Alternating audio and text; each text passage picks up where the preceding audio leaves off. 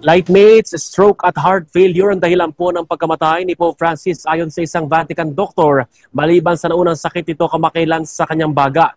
Ayon pa sa doktor, nakaranas na rin ang Santo Papa ng isang acute respiratory failure na sa sakit po niyang pneumonia at iba pang komplikasyon sa baga. Sinabi naman ng tagapagsalita ng Vatican na posibleng madaling ilagak sa St. Peter's Basilica ang kabaong ni Pope Francis umaga po ng Miyerkules para simulan na ng mga namamanata ang pagpapanalangin sa kanya.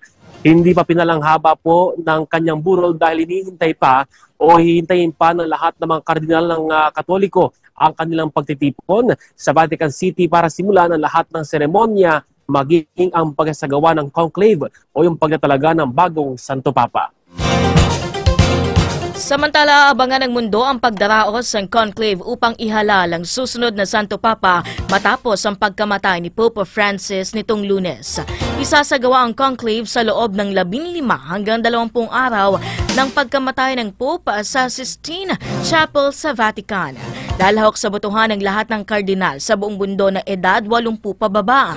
Kinakailangan ng 2/3 plus 1 na bilang ng boto para mailuklok ang bagong Pope, kaya't maaaring tumagal ng ilang araw ang conclave. Iaanunsyo ang tagumpay na paghalal ng bagong Pope sa pamamagitan ng puting usok mula sa chimney ng Sistine Chapel.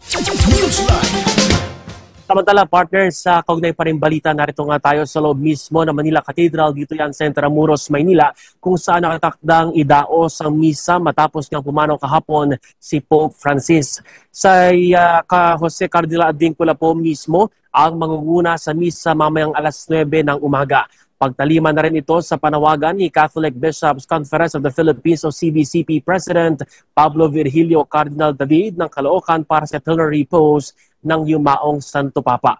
Partner, nagsimula ng dumagsang ilan sa mga kababayan natin dito, yung mga nananampalataya sa Manila Cathedral para nga dumalo sa misa.